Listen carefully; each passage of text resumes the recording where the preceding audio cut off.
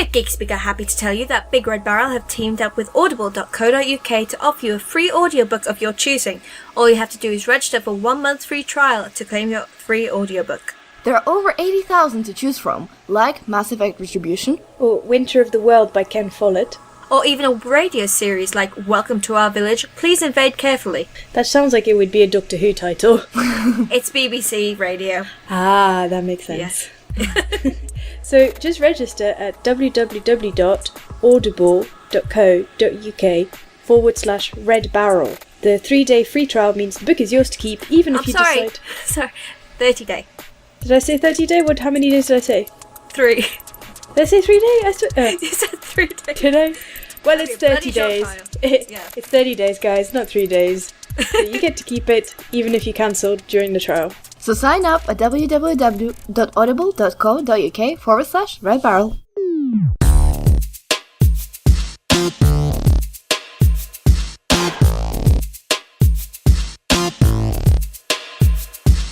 Hello and welcome to episode 7 of BigRedBarel Geek Speak. I am your host, Lauren, and with me as always is Alex. I thought I was gonna be Baroness of Butts from now on.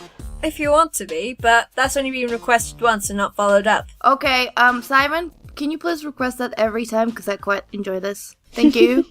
Okay, the Baroness of Butts, Alex. See, that's better. But then what about the rest of us? What about Monica? Well, I don't know. You ask Simon for your introduction. Didn't I make up Baroness of Butts? No, that was Simon. Well, maybe you did, but then he requested, so I don't know. Okay, oh, I lost it. I just had one for Monica. Go for it! The Mayoress of Mischief, Monica. I like that. I was waiting for something like Pokemonica. I didn't even think of that. Really? Because my secondary school friends thought of that. I'm just not on their level. Okay, so Pokemonica is with us as well. Oh, be careful, that's gonna stick, man. No, really.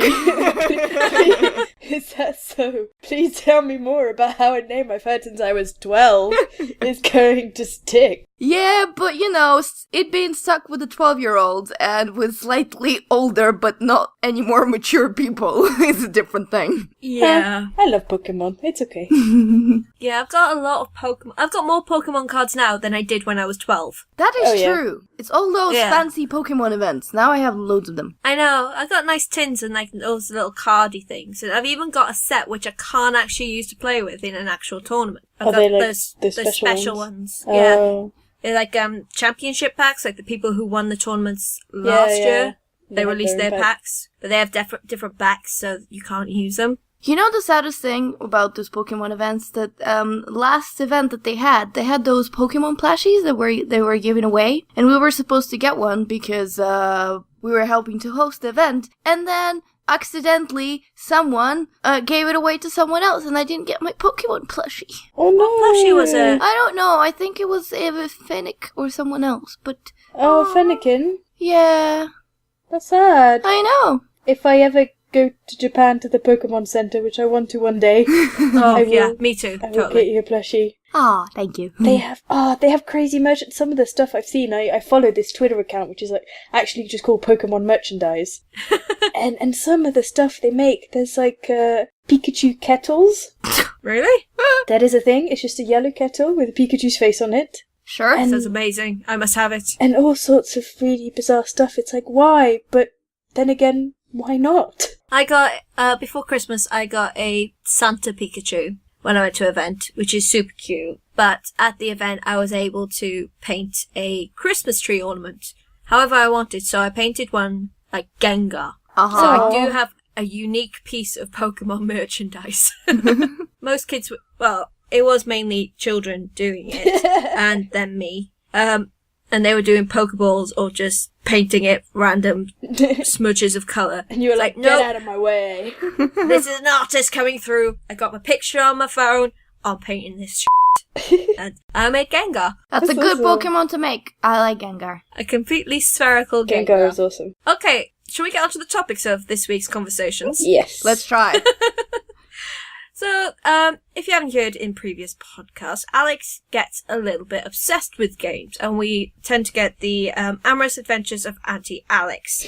This week, she's recently finished Mass Effect in its entirety, and we're gonna get a little bit of feedback from it, because personally I have never played Mass Effect. I keep meaning to. I have all 3 games, and with the 4th one being mentioned of late, I really should, but I'm waiting until I have about 3 weeks of my life spare. So, Alex, you are going to tell me why I should be playing this now. Because you get to romance aliens? Isn't that every day? Is that an expected answer from me by this point? Is that what I should just say by default? Yeah. Sex with aliens. Yeah. Go for it. Alien sex! Yeah, pretty much. But then I could play Saints Row for that, and it's alien sex and robot sex. Yeah. And multi-gendered sex. All at the same time, I don't have to pick one. It's like a veritable smorgasbord. Smorgasbord of sex. Alright, that's the title. Good. Another title inspired by my amorous adventures. Okay, so, how have you been finding Mass Effect? Well, when you say I played Mass Effect in its entirety, I did not play Mass Effect 1 since this nearly throwing controller at the wall incident. I decided I'm just not gonna bother. What triggered the incident? What happened? It was when I was doing one of the levels, and I did a mistake by choosing... I'm not very good at shooting games. I don't know how many times I have to tell this, but trust me, guys, I'm not very good at shooting games. So I started Mass Effect 1, and I think it wasn't hard, but it was sort of middle difficulty. And I stuck on this boss fight. And the boss fight had approximately like 2 minute and a half cutscene in between them. Every time you would die and they would just load this cutscene. Oh. And Shepard had the most annoying line ever, which was on the double mister. And she would say that line no matter, or she here, but she for me, would say that line regardless of what dialogue option you would choose. And after hearing it about for 15 times, it just exploded and I was like, I'm not doing this. Okay, so just touching on something we'll be going to talk about a bit later on. If you don't like long cutscenes, Kingdom Hearts won't be for you. I don't mind long cutscenes. I just don't like when you reload a boss fight. Especially a boss fight that's relatively hard. And actually, I've asked people around and it wasn't just hard for me. There's a lot of people that, it took them several times to get past it. And you put a huge cutscene with the most ridiculous dialogue in there just before that boss fight. Of course, you're not going to sit 15 times listening to the same thing all over again. Most games I've experienced where there's been a cutscene with a boss, if you've gone through it once and died, usually they let you skip it on like the second try. So that's quite surprising. Well, maybe you could somehow fast forward it, but an idiot that I am, I just got sat there fuming and being like, I died again. But no, the other thing is that, actually, as romances go, I don't think Mass Effect 1 is particularly good for it, because the 2 humans... Anyway, I don't know. People, why would you ever romance a human in Mass Effect? Mass Effect is known for making their human characters the most boring characters ever. Like, why would you ever do that? I don't know. You're just missing so much. If you did that, go replay with Romance with the Alien, because you're gonna have so much fun. You don't know what appendages they're gonna have. That is actually almost from a line from Mass Effect 2, when there's an alien doctor in Mass Effect 2, Morden, who sort of, while you're trying to romance an alien, at some point you come and speak to the doctor, and he's like, okay, so I've sent you these files over your computer, and I've told you your best positions, what to avoid doing with this alien or not to get, because you're in compatible species and stuff like that, and at which point your character goes like, oh, you weren't joking. That's something like Star Trek never thought about. Like, original series, Kirk pretty much banged any alien life form he could. But, do they all have vaginas? Yeah. Well, in the traditional sense. He's a resourceful man. Would some have, like, spikes? Maybe their vagina is actually acidic. Kind of penis thing. Vagina is acidic. Ooh. You put your penis in it and it just, dissolves. That'd be unfortunate. It really would. If I want to go technical, vaginas are actually acidic. I know, honey, but you know what I mean in my non-scientific way at all. Okay, if they were spewing out hydrochloric acid. Yes. Instead of vaginal juices. It would be like that scene towards the start of Breaking Bad with the bathtub, except... Yes, except that'd be an interesting climax. Okay, how about the ending of Mass Effect? Don't spoiler it, because I still want to play it one day. Well, okay, so I'm gonna talk about, because I generally really like the game, but I kind of want to mention the problem that is tangentially related to an ending, and it's a problem that people spoke about like, and it's not Mass Effect related completely, but it's a problem that people spoke at length, but I don't think we discussed, so I'd be interested to know what you guys are thinking. So I've been playing Mass Effect 2 and 3 on sort of the Xbox 360 that was not mine. When I started playing it without completely thinking, I just created like a profile. I don't really have Xbox Live account or anything. And with Mass Effect 2, I just inserted the disc and I played it happily ever after, and didn't bother connected to the internet, didn't bother downloading DLCs or anything, because, the game was pretty much there. About an hour in Mass Effect 3, it hit me to the point of cold sweat, that A, there are some really important patches that are missing that actually could, not majorly, but they do influence the story. B, I don't have an extended cut of an ending. I had the abrupt ending that absolutely everyone hated and that left everyone fuming and upset. Oh. Oh, wow. So I ended up creating a live account and downloading and paying for those, for all those DLCs, and I got a really cool Citadel DLC. Which is a lot of fan service and the most hilarious and fun thing to play ever. But, yeah, it was just a bit weird. Like, it didn't occur to me playing Mass Effect 2 that the game wasn't on the CD, and then I played Mass Effect 3 and I was like, oh shit, I don't have a full game. Yeah, it's a bit weird. Well, there's more and more nowadays that you get day one patches and you've got all of that stuff. Yeah. Oh, they're ridiculous. I get so pissed off with them, because like with the PS4, you have to install your games before you play it. So you install your game, you spend ages, and then you have to download a patch. And that's going to take ages again, and you might have another patch or something else, or some DLC you have to download as well. The one that really pissed me off, I think, was Master Chief Collection. Oh, and Evolve. Yep. So, like, Evolve took forever to download, and then straight away it had another patch, and we were all trying to stream together at one point. Yeah. It's like, guys, we can't stream until tomorrow, because I think it was mine and yours, Mon, or Alex's. To be fair, Master Chief Collection was really, really broken. It was Aye. just really broken. It wasn't so much that you had to download and patch it. It was just, you couldn't do anything. It's like this age-old question, like, why are companies releasing broken games? I can't wade into this because I know some stuff, and it's just not easy. It's not as simple as why don't they just make it not broke? Yeah. It's really like complicated, and I don't know how. Well, I guess it's even more complicated when you have multiplayer and other things involved, which obviously I don't think there was a multiplayer in Mass Effect 2, but there was in Mass Effect 3, which I'm not sure how much that influenced on patches-wise and things like that. But and Halo's multiple games as well. Yeah, exactly. So that's going to have multiple problems when you're releasing it at once. Yeah. Yeah, because the UI was different, and you got the button configurations on some were slightly different, and there's all sorts of fun stuff. Yay! that just breaks. It's amazing with games just how much everything breaks everything else. You're like, I've just done this tiny little update, surely. No, game's broken. It's like, oh, sweet mother of God. No, but overall, I had lots of fun playing Mass Effect. I romance Garrus, so I am one Turian kind of woman.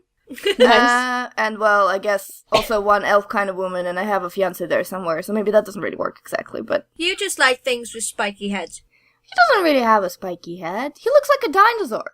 Yeah, but it's quite angular and rigid. Eyes. Wait, are we talking about his head here? Yeah. I don't know, I haven't seen downstairs. She probably has. She romanced him. She got the schematics from the doctor.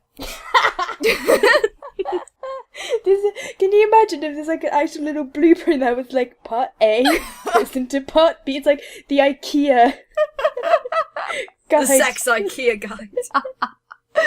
So the Kama Sutra is the Kama IKEA. I don't know. The doctor gives you this little pack, and instead of condoms, there's one of those little things you get in every single IKEA box to twist. Oh, an Allen key. Yeah, an Allen key.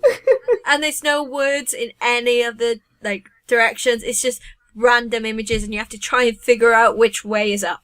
Yeah, and then there's a little dude with a phone who looks really confused.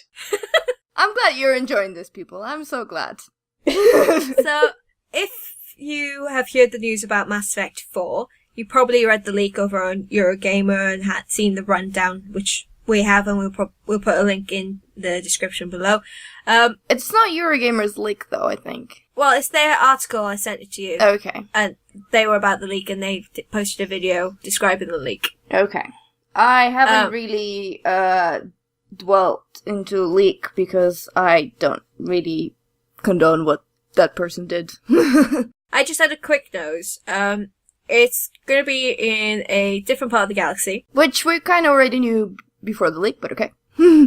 Far removed from time and space from Commander Shepard's heroic acts and the final events of the Mass Effect trilogy. So by the sounds of it, it's going to be a pretty much completely new game, same galaxy, similar mechanics. It's going to be over 4 times the size of Mass Effect 3. Wow. So it's going to be huge. I think what they're gonna try, because they experimented with open world in Dragon Age, so they're gonna try to do the same kind of idea with Mass Effect, so they're gonna have big maps that you can just go backwards and forwards from if you want to, and have like a more an open world feel rather than just missions. From the article, it sounded like it's going to be very resource-based, so you have to go and find and mine resources and transport it and find the specific resources you want. Is that similar to the original Mass Effect trilogy? Please let there be no more planet scanning. Oh, I didn't mind that. But I'm guessing there's going to be, because you have to, like, find resources. How else would you find resources without scanning? Yeah. See, like, I don't quite get how open world is going to work within space, because essentially most of space is empty. No, but what they mean for open world and what they had for Dragon Age is that they had a huge maps, or some smaller but some bigger, that you can unlock throughout your story mode. But the point is that you didn't have to do the whole map straight away. You could do your map, and then run around, kill some guys there, then you're gonna go back to your base when you sort of chat to your other guys in your party and do other stuff in your base, and then if you want you can return to that map or go to another one, or start a story mission if you wanted to progress with the story. So it's less directed. You kind of play at the pace that you want to play. If you want to sit there and grind loads and level up a lot before you do the main mission, you can do that. No, but what I mean is, like, you know, to me, the idea of an open world is there's lots of places you can run to, and you can run to this other bit, you can run to this other bit. So is it going to be that every single planet has a chunk of map on it, or is it going to be all in one world? No, maybe not every single planet, but just like some planets will have a map on it, and you could travel to them at any time you want. It's a bit like a Mass Effect 1, where you're like, I'm on this planet surface. Oh god, it looks exactly the same as every single other planet surface. Well, oh look, there's a worm. Oh look, I'm dead. Yeah, this is why I didn't like Mass Effect 1. But no, I think they've learned from that, and they're gonna make planets different. Because it'd be nice, like, there's a lot they could do with making lots and lots of different environments, because they have absolutely no restrictions. It's like, wait, this planet is made out of cheese. Let's go with that.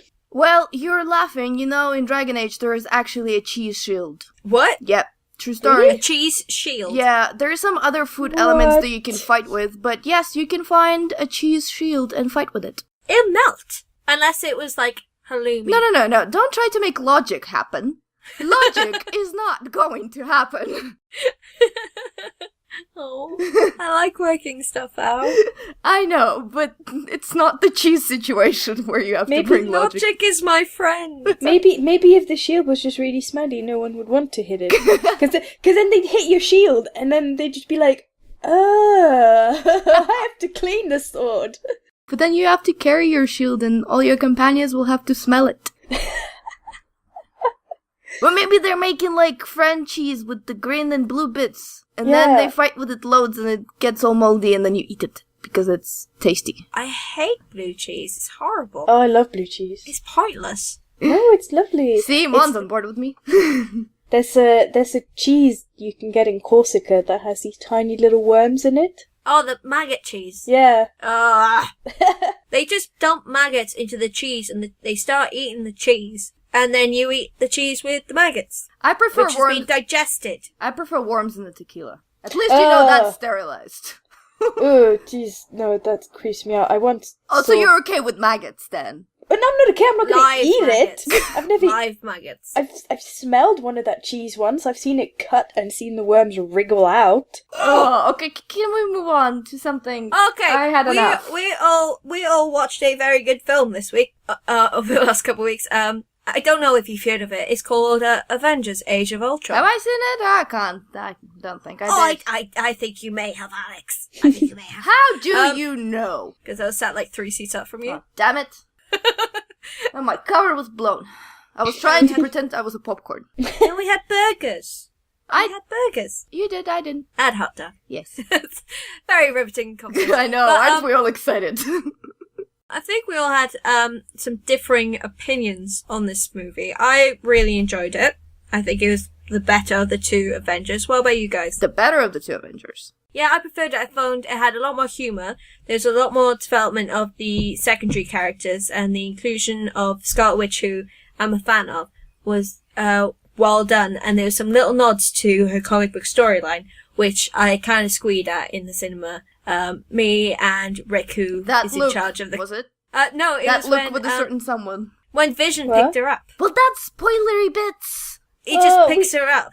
Should we just say now, like, we will Spoiler do some alert. spoilers, because we'll talk about the film, like, I want to talk about the resolution and stuff like that. Okay, so that's it. Guys, I'm sorry, we're gonna spoil some Avengers Age of Ultron. Please forward to some minute that you will be told about. If you don't want to be spoiled and you haven't seen the movie. So, the bit I liked where Vision picked up Scarlet Witch, nearing the end, that made me squeal, along with Rick, who does our comic content on BigRedBarel, because Sexy Scarlet time!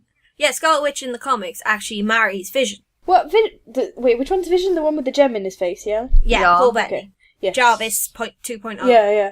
So she marries him in the comics? Yeah, they get together. I'm pretty sure they get married. I'm pretty they sure may have a baby. Yeah, I'm pretty sure they get married and have babies, which is... Does he have an android sperm or something? I'm sorry, I'm just... I think it's thanks to her, like, mystical magicalness that helps. I can't quite remember on that part, but it's just, like, seeing that being nodded to in the movie. It was like, oh, yeah, that's See, so cool. That totally just passed me by. It's like, what? Who are these people? I don't know. I don't understand. Well, yeah, I enjoyed it. I went to see it with my two little brothers, and they had a really good time. And yeah, like, I don't know, I guess I didn't walk away from it with much, apart from that was entertaining. Yeah? Like, it was cool, just none of the characters really spoke to me or did much. I saw a lot of people get really pissed off at Black Widow's line of like, oh, I guess we're both monsters. And they'd be like, oh my god, they're talking about the fact that she was sterilized. By the way, when that line came on in the film, there were about 6 kids I heard all around going, what does sterilized mean? Mom, what does sterilized mean? And it was just like this little echo around. It was good that you included that, because it gave her more of a cement, and I think we're mentioning it a bit later on after we spoke about the Avengers. They haven't really given her that kind of storyline and anchor. She's been a major part in 3 Marvel films, so Iron Man 2, Avengers, and Winter Soldier. Captain America. Yep. So she's been a major part of those, but we never really knew the character. We just knew her as Guns and Tits. McGee. I don't Yeah, know. I disagree with that. She wasn't guns and tits only. She was a master manipulator. She was the only one out of all of them who tricked Loki into telling his plan. Oh, very true there. Yeah. I thought it was quite nice to show her thing and how she feels about the kind of person she is. So she's had this whole assassin training. Can I just say, though, can you quit with Russians in the ballet already? This is not the only thing that bloody happens in Russia. No, not That's everyone. their entire backstory. That's been the backstory for donkey's years now, so we can't really change I know. that essence of I it. know. I'm sorry, but it's just like I can't recall. But every other movie I see now with the Russian girl, and she always has something to do with the ballet, and I'm like, come on. But at least it was a ballet school Of death. ballet school of death. So it was an assassin, secret spy, sterilization school, posing as a ballet school. Okay, but still. Yeah. What else are they going to pose at? I don't know. Do gymnastics instead. At least that's similar, but at least slightly different. And we have great gymnasts, like we had great ballets. Ballerinas. Ballerinas? There, that's the word. You had some great ice skaters. I remember that Prushenko guy. He was pretty damn good. Yeah, or ice skaters. So I don't know. Just, And there'd be knives involved.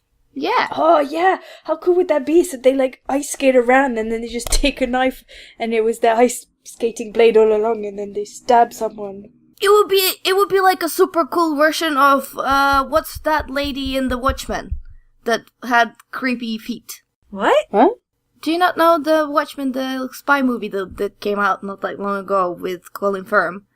Oh, see, do you I'm mean thinking Kingsman? Oh, sorry, Kingsman. What did I say? Kingsman. Okay, there you go. Oh, she has the running blades with knives on them. Yeah, so imagine how cool that would be. Have skates with like blades that's like.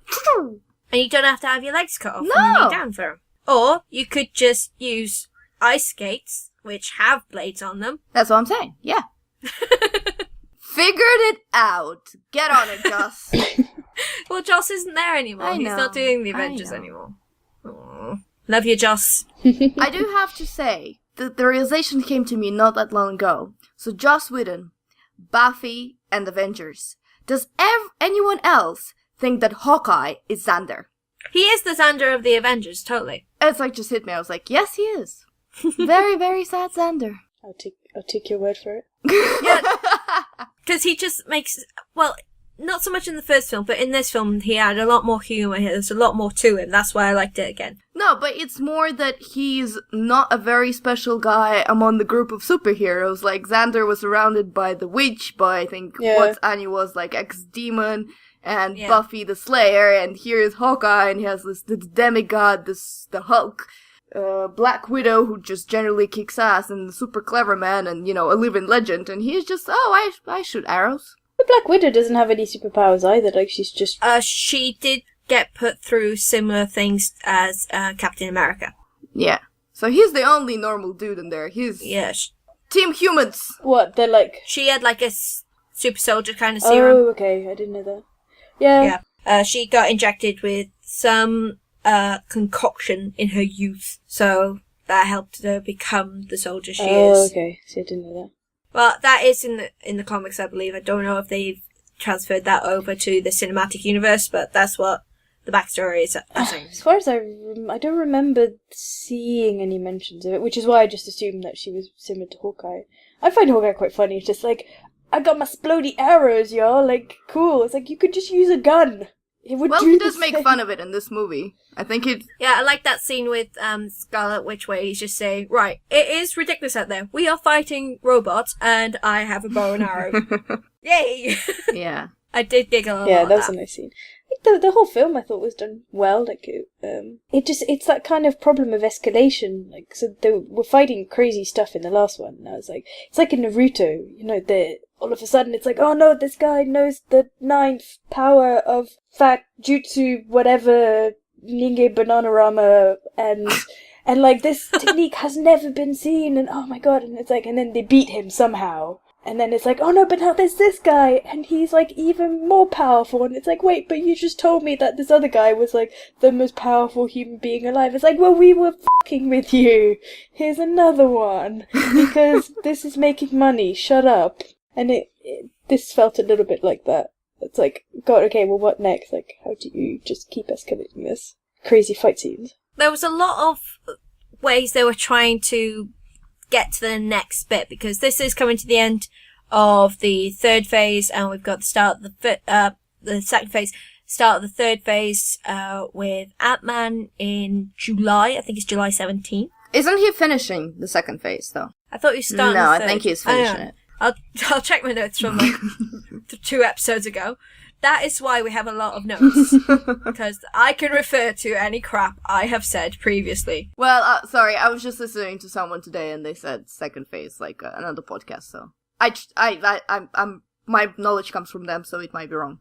I didn't write it on there. Oh no! Oh, poopskins. Oh no, you are right. I wrote it on Civil War. So Ant-Man is the end of the second phase. Captain America Civil War next year, May 6th. Is start of the third phase. I was right about the date of Ant-Man though, Yay. so yay me. Remembering something for once. But they're trying to build up a lot of stuff for the third phase, because we're not going to see the Avengers for a few movies, because we've got Ant-Man in July. We are going to see Captain America start next year, but then we've got Doctor Strange, Guardians of the Galaxy, and then we got Thor Ragnarok before the Avengers in 2018. Oh, wow. So we've got 3 years before the Avengers come back. That's quite well. And we're trying to start up the whole Infinity War. That's why we had that little snippet, it wasn't really an end credit scene. I didn't like that. I wish we had something more like there has been in the past, but that little snippet of Thanos grabbing the Yeah, glove. that was so short. I heard a lot of people complaining about that, being like, what, is that it? Yeah, what's the point? But they're trying to get things set up, so they put in the whole vision from Thor looking at Heimdall and the fall of Asgard, which I think is going to be a major thing in Ragnarok, linking to another Infinity Gem. We've got another Infinity Gem to find, which I believe is going to be discovered in Doctor Strange, maybe in his special necklace. Can I just say, though, just sitting here and listening to you, I talk a lot of shit. No, you talk about all the right shit. But can you see how this movie is basically, it's not a movie in itself. What it's just doing is just trying to set up things. Which is why one of my biggest problems with it, that it's not really about anything that happens in between. It's like, let's introduce this little bit because it's gonna become relevant afterwards. And let's squeeze in that little bit because, hey, that's gonna make sense in Thor. Yeah. And this, and this, and this. And let's get Dr. Selvig back because continuity, but does he do anything? No. Did we need Thor? Because apparently he wanted, like, to chill on Earth for 3 days before he fucks off back to Asgard, but yeah, and then he takes his super sexy nipple butt laugh, and that's it. Like, did we need Thor? Yeah. Yeah, they showed that thing like as a big bit in the trailer, like Thor rising from this water, going, ah! I was like, he's just having a vision. That's it. And the same with Tony Stark's vision. It's like, he has like weird, like, oh no, there's more aliens coming on Earth, and it's like, oh, but then nothing happens. No, what do you mean nothing happens? It was all But the aliens. Well, no, but that wasn't the point of the vision. The point of the vision that he saw aliens destroying it, and so he needed to create something to stop it, because he saw all his comrades die. Basically, and that's what starts the whole Ultron thing. Oh, fair enough. Yeah, because Scarlett Witch saw that chance for evil because he knows that something might go wrong, so he will do anything to try and stop that, even creating his own downfall. Without even thinking of it, he won't think of the consequences, and that's how he ended up with Ultron. Okay. One thing I do want to mention, Ultron was awesome. Yeah, was he? I loved Ultron because in the trailers, he looked like this very intimidating badass of a character, and then in the movie, he was Robot James Spader, and it just worked for me. I really liked it. Like when he chopped off Andy Serkis's arm. Yeah, that was... And he's like, oops, didn't mean to do that. Sorry. I couldn't help myself. I felt he just went from peace to, oh, well, everybody must die for peace. Like, it just felt a bit too quick. Yeah. It was very like, quick, yeah. Yeah, I don't know. This is one of my problems with Ultron. And don't get me wrong. I love the action. I think the group dynamic is really good. I love the jokes. It's like, we didn't speak at its best. I absolutely love it. But when it comes to another baddie again, and of course Marvel is known for having terrible bad guys, but this one is like, oh, I woke up, I need to kill Avengers. Wait, on the second thought, let's kill all the humans with the asteroid, and those who survive, they will be better ones. Well, he's trying to do survival of the fittest sort of thing. When he, like, tapped into the internet in its entirety, he kind of did the, like, if you've seen The Fifth Element, he did the Lulu Dallas thing. He saw war, he saw death, he saw destruction. And he saw that this was all caused by man and not helped by the Avengers. So he was trying to bring about peace by removing the greatest cause of war. But could have maybe talked to them first. Like his first introduction to them, he just started smacking them up. It's like, okay, well, maybe you'd like, I don't know, try not killing everybody first? Like, he's seen that they are really powerful. Like, maybe provoking them straight up. I don't know. For, like, a super crazy intelligent being. Was very logical. Look, what I think that was, and there were a couple of things that didn't really work out for this movie. One is the first cut of it was 3 hours long, so there's a lot of stuff we're missing it. There's a lot of stuff that just didn't make it. There's a lot of exposition that wouldn't make things like Jarvis suddenly being alive. be very quickly and very sudden.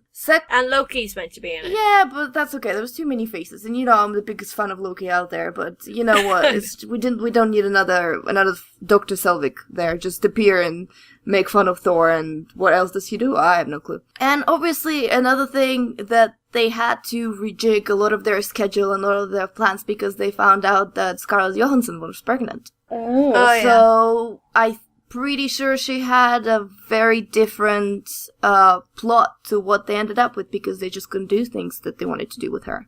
So there's a lot of that, and I think that the movie does suffer from it. Could be. I didn't know she was pregnant during the filming. I thought she was pregnant at the end. I didn't realize it was during. No, I think she just. I think that's why. Again, don't quote me on it because I can't actually remember the source of where I get this all information. It just randomly appears in my brain. So could be made up. I don't know. But she announced that she was pregnant very early in the movie, so they had to push all her scenes to be filmed first and get rid of some stuff before she actually started showing. I did like the whole thing between her and Bruce Banner. I thought that was quite nice. Yeah, I like that too. I'm sorry, guys. I'm all in disagreement with you today. That's okay. No, that's sorry. I'm like, Lauren, I really like this. And you're like, no, it was a poop. Poop. Garbage. That's why life is interesting. If everyone agreed on the same thing, we would be bored to tears. So why don't you like it? I don't know. It's just, it was a bit out of the blue, no? It was a bit out of the blue, yeah, I agree. It was like, okay. Yeah, because Winter Soldier, to me, it seemed like they were trying to set her up as maybe something for Captain America. But then near the end, they were being, like, bros.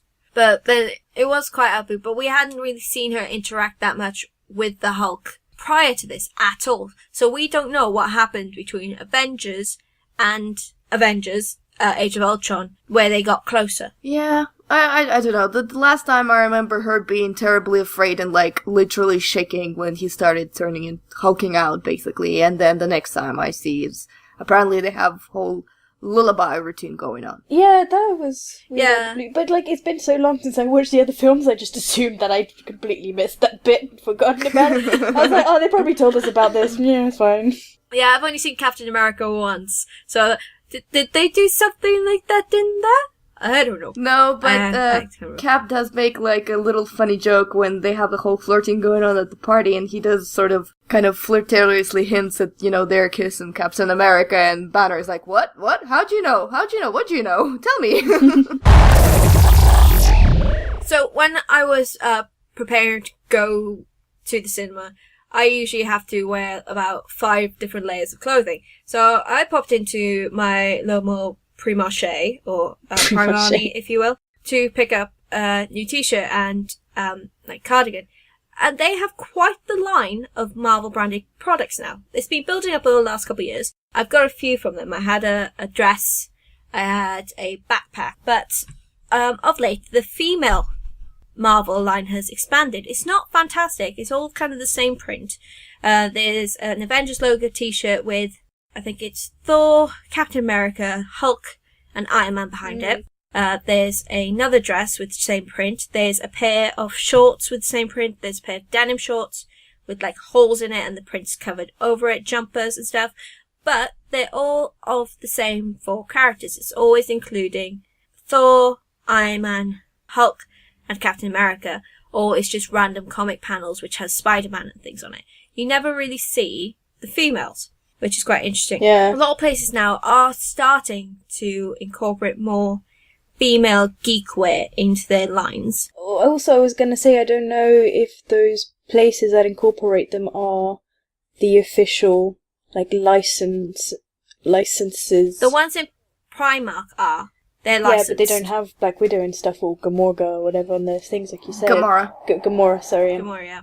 Yeah, because I linked you guys an article earlier on today that basically tries to debunk as to why that's the case, and it basically comes down to Disney is like, well, we've got the ladies' markets locked down, we have all of the Disney princesses, all of the stuff. If we want girls to buy our apparel or our merchandise, they have Frozen, they have Brave, they have all that stuff, and they want Marvel for the boys. So they, for some reason, they think that putting girls along the Avengers on the Avengers teams or Guardians of the Galaxy is going to put boys off. Yeah, that kind of sucks, because, like, if you go into Disney shops, they've got loads of Star Wars and Marvel stuff, but none of it is actually for girls. Some of them might be girl size, but they're all they're like labeled boys. Yeah. Which really annoys me particularly, especially with Star Wars stuff, because I've loved Star Wars since I can remember. I wear a Star Wars necklace every day, but I have to buy my Star Wars t-shirts in either boys sections or get the smallest men's one. Yeah. Otherwise, I'm not going to get an actual Star Wars t-shirt I like. The Star Wars t-shirts I see in, like, chain shops or, like, high street shops are pink, usually, if anything. Or there's something to do with glamorizing Princess Leia. It's like, there's more to Star Wars and girls than just Princess Leia. I'm a huge Han Solo fangirl, so I want more stuff like that. I just want more stuff that everyone can access, not just those who like pink and girly Yeah, and, things. like, I'm one of those people where the boys cut stuff just doesn't fit me at all. I don't know what it is. It's just the neckline doesn't fit me. I just look awful wearing them, so I can't. And it's the same with a bunch of other brands, like Uniqlo does Monster Hunter apparel on like regular basis. They will bring out, and it's, every time it's like, oh, this t-shirt's really cool, and it won't fit me because they only have the boys cuts. Yeah, they had a bunch of really nice geeky t-shirts last summer, and they were all just for boys. Yeah, I used to get a few cool ones when I was in uni from the boys section of H&M, and it was like age 14, 15 was okay for me. I had a smaller chest than I do now, and I had a really cool Silver Surfer one, I had a cool Wolverine one, but where is it on the other side? The other side is like Peppa Pig and crap like that. It's like, I hate Peppa Pig. What is the point of Peppa Pig other than bacon? Well, like the Uniqlo girl stuff is like Winnie the Pooh. Winnie the Pooh freaks me out. What girl wears Wait, Winnie the Pooh? Can somebody, if you're wearing Winnie the Pooh and you're female, can you please tell me who you are? Just message me on forums, on Twitter, shout it out from the rooftops. I want to know. There are some cool places where you can get some, but most of them tend to be in the States when I find it. The ones in the UK which are quite cool are places like Insert Coin, but again, a lot of the t-shirts are male and not so much female. If you want like geeky movie t-shirts, some really good ones are like Nerdo. I had a really good experience with Nerdo when I was 20.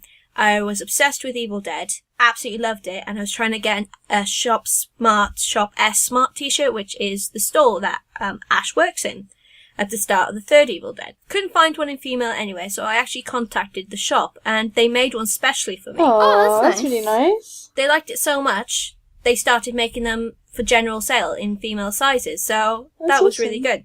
So if there's anything you want, ladies, or small males, just message the stores, show them there is a demand for these things, because that's what helps. Yeah. American sites are really good. QWERTY. Yeah, I was gonna say QWERTY is generally quite good for Giga t-shirts. QWERTY's pretty good. But the thing is, like, they're also the ones that weird with licensing, like, because they're not I don't know how much licensed stuff would they have, and I definitely know that Star Wars things specifically are a big no-no. And a lot of Marvel stuff as well. Like, they all have to be very sneaky. I did manage to get a Loki t-shirt from there. But so, from what I noticed... Is that where I got my Calvin and Hobbes Chewie and Han one? I think Tim's got the same one. Maybe. I don't know. But, I mean, they do sometimes. But they just have to be, like, really, really careful. So... Oh no, actually, I had like ATST, like Darth Vader wore an ATST t-shirt as well. So, but they're usually images that are made by people who aren't. Yes, they're not anything official. They're no. fan art basically. Yeah.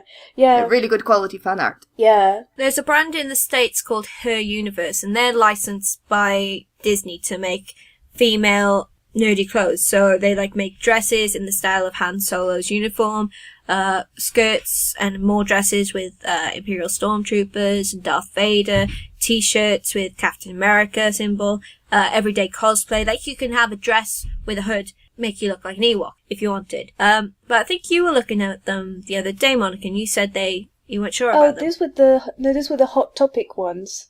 Yeah, they're some of them are made by Her Universe. Yeah, so someone posted it on Facebook, and I was like, oh my god, like that Captain America dress looks really pretty. It had like the shield icon on it, and it looked really nice on their really nice jazzy photos that they posted for the promotional page. And then I went onto the page, and they had more realistic photos of them. And I was looking at it, I was like, it just looked really cheap.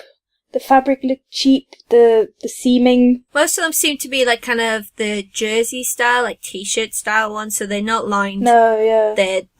They're very light. Yeah, and they just looked like it fitted badly on those really skinny teenage models they had. Like the dress was all kind of clumped up at the back, and yeah, like you said, it's not. It doesn't have any lining, so it's gonna cling to you weird. It's not gonna sit nice unless you stick some underskirts on, and it just looked really cheap. It's like, wow, for $50 plus however much they charge me for shipping. Not super keen. That may be because it's aimed at teenagers who don't have as much disposable income on fashion, but I'd quite like to see bigger brands doing more high quality geeky clothing. Like there's places like Fangamer that do really nice quality t-shirts, but again they're in the States, and like you're gonna pay a lot. Gold Bubble and Black Milk, they do like geeky lycra tops and leggings, which are pretty cool, but they're again very expensive. I think Black Milk is actually based in Australia. They deliver for free though. Oh yeah, but it's like I think it's about 60 quid for a pair of leggings. No, it's 60 Australian dollars. It's like because I looked at it, it's like 25 to 30 quid. It depends on the patterning. There's like burnt velvet ones, which are more expensive, but. Oh, okay. Yeah, their stuff was really cool. I keep looking at it and being like, oh god, I just know customs is gonna smack me with massive fee. I had that issue with Think Geek. I bought a bunch of t-shirts from there because like the geeky shops in the UK, like Forbidden Planet, they have a limited range of female stuff, and it tends to be the very generic pinky type of things. And they're very hard to go on the website and find female t-shirts. Because I went on this morning, actually, and because there's two Forbidden Planet websites, there's com and co.uk, and both of them do not section by size or gender. It's like, that's nice, it's all, everyone's included, but it's quite kind of hard when you're trawling through 12 pages of t-shirts and only one is female. Or like, maybe 5 are female. And you don't know until you've actually clicked on the t-shirt. So you go, oh, that's an awesome t-shirt. No, not for me. Oh, that's awesome. No, not for me. To be a lot. But some other ones that are really good, like Truffle Shuffle. Oh, yes. Last Exit to Nowhere, which is more movie-based geeky t-shirts. That's like a subtly geeky one. A lot of the blind boxes, like My Geek Box and Loot Crate, they're pretty good with their t-shirts. They're good with sizes. So they create a t-shirt for their box, and then they print it on a bunch of sizes. So they do male, they do female general, like medium, large, small, or they do female fitted, which is like 8, 10, 12, and so on. And they're usually pretty good, but you don't get your choice of specific fandoms. So I just went through my t-shirts a couple of weeks ago, and I have a suitcase full of ones which I don't wear because it's fandoms that aren't really my thing. Yeah. Even though they're awesome, some of them are very licensed and very cool. They're not for everyone, but if you find out what brand they're using, maybe you can get t-shirts from them. Yeah, I'm gonna give them a try. If my rambling thing made any sense then. All made sense, all good. I was gonna ask, because Alex had a really cool Death Star blueprint skirt on when we went to... Yeah, that was Etsy. Someone made this for me especially. Yeah, so that's another good thing. If there's anything like specific you want that you have in mind, you can usually find it on Etsy. Like, I have Batman comic shoes. That's cool. Black glittery heels, which have got Batman comics all over them. They're really cool. No comics were harmed in the making of these shoes. They were reprints. Good to know. But it's kind of cool that you can find anything for any part of your fandom that you want. Yeah. If you look in the right places, but not licensed. Yeah, like, I mean, surely the big companies can see that there's markets for this. There's so many people making this stuff and buying this stuff and sites. Well, that's how they started with Her Universe, but they need to expand it a bit more. There was a fashion show last year at San Diego Comic-Con, and the winners designed a new range for Hot Topic. Actually, yeah, so on pre-order at the moment, and they're like fully lined, fully dressed stuff, and they have bomber jackets for Iron Man, a really nice fitted dress for Black Widow, that's the word, and like dresses based on Loki. So they're moving. I told you about this last week. You kind of squeed because you didn't have the time to get it. It's a green dress, and the trim at the bottom is all Loki's helmets. Oh, those are the Hot Topic ones I was talking about. Oh, I thought that, because, like, Hot Topics has a couple of different ones, because they have the general ones, and then they have these special ones. No, it was the special ones I was talking about. There was the Black Widow jacket, which up close looked horrific. It was, like, really cheap polyurethane on all of it, and then the kind of lycra stuff. Yeah, because I've only seen it in the fashion shots. I they look good in the fashion shots, but if you look at them in store, you look at them closely, it's like, oh, man, it doesn't look very good. But they do Marvel combat boots, which I just saw. Guys, attention. We have 5 minutes. We have 3 pages of podcast agenda to talk to. So the moral of the story is, make more stuff for girls. We like wearing stuff too, and we have boobs. Please make it fit our boobs. Like, seriously. All the boob sizes, not just one size. Yes, all the boob sizes. Okay, so we did have a couple of questions on the forums and on the Twitters. We are going to answer one of them today, because the other one we don't know much about yet. We are working on it. But Monica's going to tell us all about Kingdom Hearts. Have either of you two actually played it? I tried to play one that was on the DS, and it was like a prequel one. Oh, that one was terrible. Yeah, and it was the people in black cloaks, and I didn't quite get into it because I didn't understand what the hell was going on, so... again, I'm waiting till I have a spare a spare week, because I've heard the cutscenes take a lot of your time, like 40 hours or something. I'm probably exaggerating. But I am very intrigued, because I do like Final Fantasy games, and I do like Disney, so it makes kind of sense. Okay, for an idiot here, explain to me what Kingdom of Hearts is. Okay, so... it's basically a mix of Disney and Final Fantasy in terms of the worlds.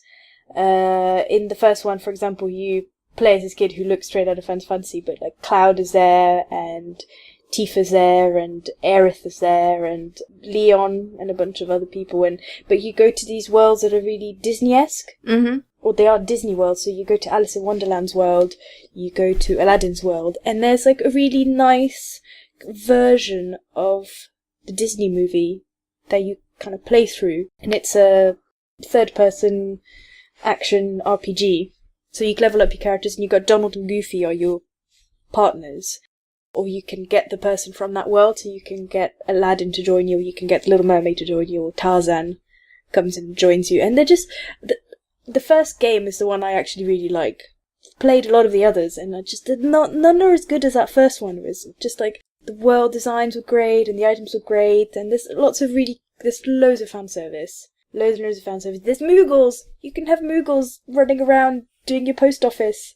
Aww. And it's really nice. Yeah, there are a lot of cutscenes, but I don't know, I really liked them. They were quite sweet. And the story in the first one still made sense. Because after the first one on the PS2, they brought out one on the Game Boy Advance, which was a weird card-based combat, and it was so confusing and weird. And then now they've started like with all these characters in the black cloaks, and everybody and their mom has a keyblade. So Sora has a keyblade, which is like a sword and a key, and he was the only one who had one. Oh my god, is this the big key that everyone was running around with at EGX? Yeah. It kinda makes sense now. Yeah, you got it? Yeah, so then in the things, the keyblade is like the thing that accesses the heart of the world. So there are many things in Kingdom Hearts that are kind of tropes or themes that come back again and again. Things like shadows and hearts, and everything is about hearts and shadows and heartlesses, and then and kingdoms. Like kingdoms, not so much. I guess every single little world is like a kingdom unto itself. Yeah, I'd say play the first one. The first one is really worth playing, because it's a really nice game. There's lots to do, lots to explore, lots of little things to level up. There's like little Dalmatian puppies hidden, and there's replayability as you progress, because you unlock different skills, like jumping higher, and a really cool one once you do the Peter Pan level. And then like lots of extra bosses dotted around that if you go back to the worlds and do a special thing, you get to fight a different boss. Like, the bosses are cool, you can fight Sephiroth, and this Hercules is there. Like, the first one just had all the good stuff. And then they made the second one on PS2, and it just, it was a bit more like, crap. What other place? Pirates of the Caribbean, that'll work. Stick that in. Tron, go for it. It's like, wait, what? And then the PSP or PS Vita one was okay, but then there were 3 people and they all had Keyblades, and then there was like scenes with loads of Keyblades everywhere, and the plot just becomes the most horrendous, convoluted thing, and everyone has crazy weird names, and then Sora kind of has another, like a clone that isn't a clone, that I don't know. Play the first one. It's great. It's really fun RPG. But I wouldn't bother with any of the others, personally. Okay, then. Right. Good, So, good. Kingdom Hearts for you all. Yeah. Right, we've got a few shout-outs, especially since our very own Alex attacked and took over BRB UK and did it very, very well. I tried to take over, but you know how hard it is podcast next to Tim? Yes. How hard is it? Well, the problem is, first of all, well, where do I begin with this one? First of all, we were talking on the same mic, so you can't really interrupt people because you can't really edit that out. Wait, you can just nudge him and go, shut up. Oh, did you think I tried? At some point, you know what? I think if Coleman actually saw everything that was going on behind the scenes of the mic, we had fights, we licked each other, we tried to strangle each other. Several times he would wave his hands while explaining something and hit my head. Well, we know that trying to get a word in edgeways with Tim in any way, shape or form, not even on a podcast, is like trying to stop a train with your hands. Yeah, pretty much. Stupid. Pointless. Gonna end up dead. But you did very well. Oh, thank you. I think people like it. Well, if you want to try to see how that fight went, please listen to BRB UK episode 140 called Happy Dragon Day. I think Coleman edited out most of the pokes. Maybe. But yes, it was nice to podcast with Coleman. Tim, that was an effort. But we love you anyway. I'm gonna listen to Maybe you it do. just for the missed out. There's gonna be one point where it's like, God damn it, Tim, shut up. Gonna have been left in there. Well, there is a little gag reel at the end, but it wasn't related to me or Tim actually. But you should stick out. That was my fault. You should stick out until the credits roll, so to speak. Okay. Let's not spoil that for you. I will do. Yeah, that was my fault. So I kind of co-guessed it at the end. Well, do you know what I really loved, and that's the thing that got edited out of the podcast, that I thought it was such a great line, is that she thought we stopped podcasting, and Coleman was asking, what does my dusty tulip handle mean? And just Lauren in the background screaming, vagina! And I thought they'd finished. And it's like, why would you ever edit this out? This was like gold. Okay, so we got some shout-outs. We've got, on the forums, Frozen454, War Machine, Spiky Chris, Orox, Diarmid, Mike Bropete, 380. 90. Oh, 90. I was trying to focus on the next one just to make sure I don't say it wrong. Thurston, who is very nice and called us the Barrel Puff Girls. Aww. I like that. I like that a lot. And Jay Hammond. Who wrote us that was so amazing. He wrote us an absolutely enormous and really great post about what Marvel comics we should read. Not Marvel comics, but just what comics in general we should read and how we should read them and how we should get into them. And that was so great. Thanks so much. Yeah, Introduction to Comics. If you want to read that, is on the comments for episode 5. And it is very in-depth and very, very good. We got a couple from Twitter. So we got at Caesars _ at Idle Ollie, who, if you look on his Twitter, has a lot of pictures of Bloodborne. And should I mention this? Well, his profuse swearing when he plays the game, which can be heard from miles away. Yes, but he's finished now, so it should be all calm. He's playing a New Game Plus. Yes, Oh, God. So it's started. It's my fault. I bought the collector's edition guide because I really wanted more of the lore of the world to kind of understand how it all fitted together and whether I was right about some stuff. And he's like, oh, here are the maps. I brought it into it came to the office and one person was like, wait, I need to check one area. opened the book was like, that's a lie. It's not like that. It's just a maze of snakes and death and crap. Give me the book back. While Coleman was playing, I was just looking up the maps on a wiki. It's like, oh, there's a blood gem over there. Go over there. And I still couldn't make sense of the maps half the time because it was like all up and down, round and round. Yeah. But they were handy. Also, can I give a special shout out to Simon? Because it's a very egocentric story, but he started playing Dragon Age Origins, and he named his rogue elf Butts, and now he sends me, as a homage to me, and now he sends me the updates on how Butts is doing and progressing throughout the game, so that's nice. That's lovely. Yes. Didn't he name his XCOM characters after us as well? Yes, he did that too. What? That was also fun. That's awesome. I was a bit offended that my armor was pink. But weren't you like a big, hulky person? Oh yeah, I was a tank, but red's my colour. I don't like pink. Okay, Simon, get on it. And our final shout out is our first comment on iTunes. Came all the way from Australia, from Woods Rob. Looking at all the geek gear, great job, excellent show to listen to, well worth your time. So thank you very much. So, madam, I don't want to assume, but you're awesome. Thank you. I'm not assuming you're awesome. I know you're awesome. If you want to contact us, you can do so by commenting below on the BigRedBarel forums. You can get to know us over on Twitter by tweeting #GeekSpeak to @BigRedBarel or to our personal accounts. I am @TheSweetTrim. I am at DustyTulip_. I am Monica_Ion. Or you can leave us more comments on iTunes. We do like those. Everything's nice. Or you can give us a few stars. That's nice too. Yay. But for this week, episode 7 of BigRedBarel Geek Speak, I have been Lauren. I might have been Butts. Baroness of Butts. Oh yeah, that's right. I might have been a Baroness of Butts. Yes, and the Mayoress of Mischief is... Pokemon. Okay. And we bid you goodbye. Bye-bye.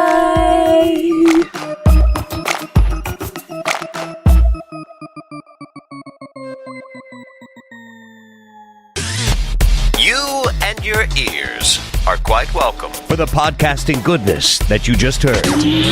Why not roll on over to BigRedBarel.com for more podcasts, news, reviews, and videos from the biggest, reddest site on the internet, BigRedBarel.com.